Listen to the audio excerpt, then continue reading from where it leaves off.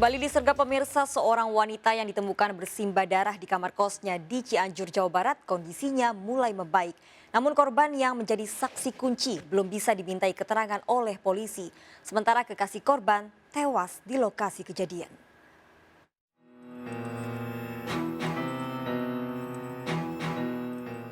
Garis polisi masih memagari kamar kos tempat pasangan kekasih Samsul dan Kristiana ditemukan bersimbah darah di Desa Rancagoong, Cianjur, Jawa Barat. Korban Kristiana, wanita 24 tahun yang terluka parah di bagian kepala dan wajah, menjadi saksi kunci kasus kekerasan ini. Sedangkan kekasihnya tewas di lokasi kejadian. Kondisi Kristiana yang dirawat di RSUD Cianjur telah membaik. Permasalahan ini masih kita dalam karena korban yang Simon ini masih belum dapat kita minta keterangan. Berarti untuk luka sendiri itu belum disimpulkan bekas benda tumpul atau apa? Ya, hari ini baru kita bisa dapatkan informasi. Selain akan meminta keterangan korban Kristiana, polisi menunggu hasil otopsi korban tewas untuk mengungkap motif kasus kekerasan ini. Temuan pasangan kekasih ini dalam kondisi bersimbah darah di kamar kosnya mengejutkan tetangga dan pemilik rumah kos. Terlebih, korban baru beberapa jam menyewa kamar kos tersebut. Sempat off dulu? Sempat off dulu, pindah ada 3 bulan mungkin, nggak menghilang, nggak ada ke sini. Baru kemarin ke sini lagi.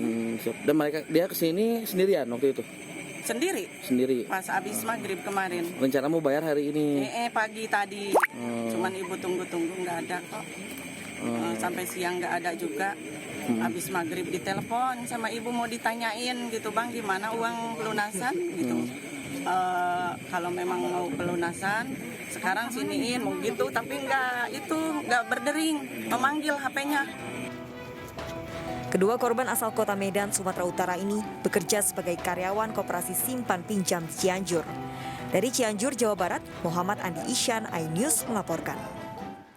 Pemirsa, kecanduan narkoba, seorang suami nekat menganiaya istri dan 2 anak kandungnya. Ironis, pelaku juga memaksa sang istri untuk menjadi pekerja seks komersial dan uangnya digunakan membeli narkoba. Video penganiayaan viral di media sosial.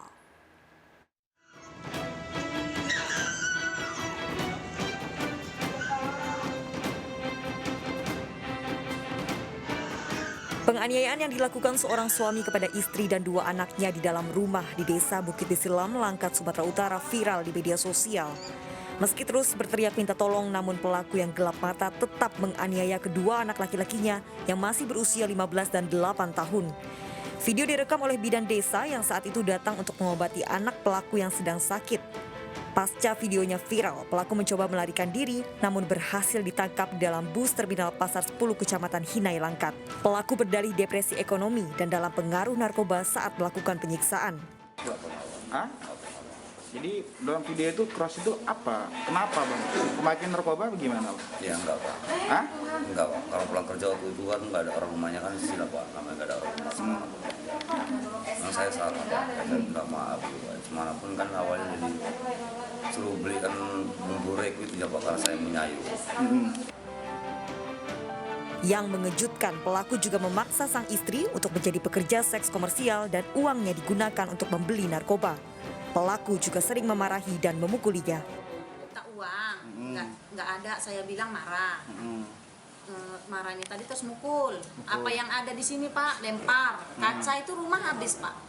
Buat, kata dia. Sempat mau dijualnya juga, Kak? Ya, disuruhnya saya tepak bandar sabu, Pak.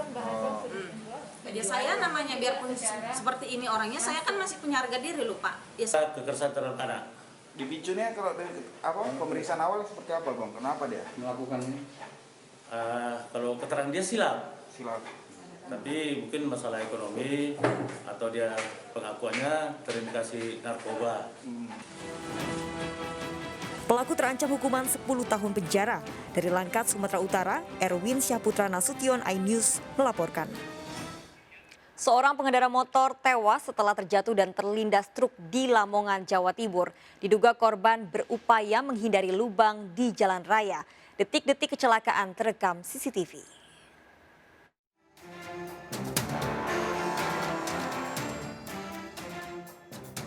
Pengendara sepeda motor tak mampu mengendalikan kemudinya hingga tertabrak truk di jalan raya Poros Pantura, kawasan Lamongan, Jawa Timur.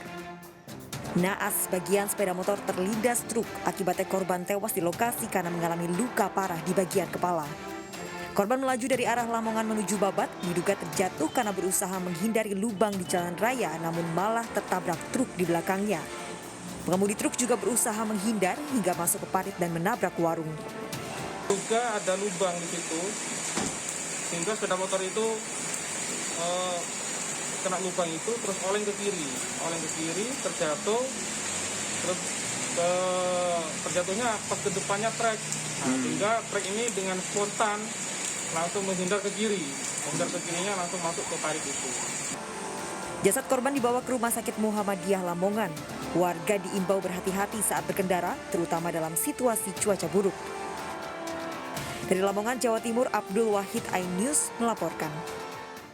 Seorang ibu rumah tangga terlibat peredaran sabu di Pringsewu, Lampung. Sabu dikemas dalam bungkus permen, diedarkan pada pelanggan untuk mengelabui polisi. Sabu didapat dari suaminya yang diduga anggota jaringan narkoba.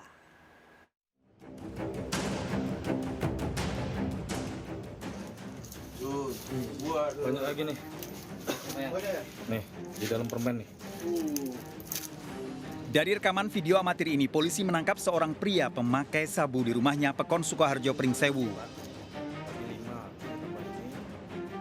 Polisi mendapati sabu dalam kemasan permen sebanyak 7 bungkus. Dari penangkapan ini, polisi kemudian menangkap 3 orang lainnya yang berperan sebagai perantara dan kurir. Satu di antaranya seorang ibu rumah tangga. Dapatkan sabu tersebut dari saudari DP. Ya, inisial DP, jenis kelamin wanita, umur 40 tahun, alamat Sukoharjo Timur. Pelaku wanita yang terlibat peredaran narkoba mengaku mendapatkan sabu dari suaminya yang kini buron polisi. Banyak Pak Dodi. Keterkaitan kamu dengan Faris, apakah benar kamu memberikan paketan sabu di dalam bungkus rokok tersebut? Iya Pak. Iya. Sudah berapa kali kamu menjadi perantara? 1 Pak. Sekali itu. Para tersangka terancam hukuman 20 tahun penjara dengan barang bukti, paket sabu, timbangan digital, dan alat isap. Dari Pringsewu, Lampung, Indra Siregar, iNews melaporkan. Sidang kasus pembunuhan mutilasi di Bekasi, Jawa Barat yang dilakukan remaja 17 tahun digelar secara tertutup dan virtual. Keluarga terdakwa menangis saat majelis hakim akan menggelar sidang. Pembunuhan mutilasi dilatar belakangi hubungan sesama jenis. Pelaku mengaku kesal sering dipaksa melayani korban.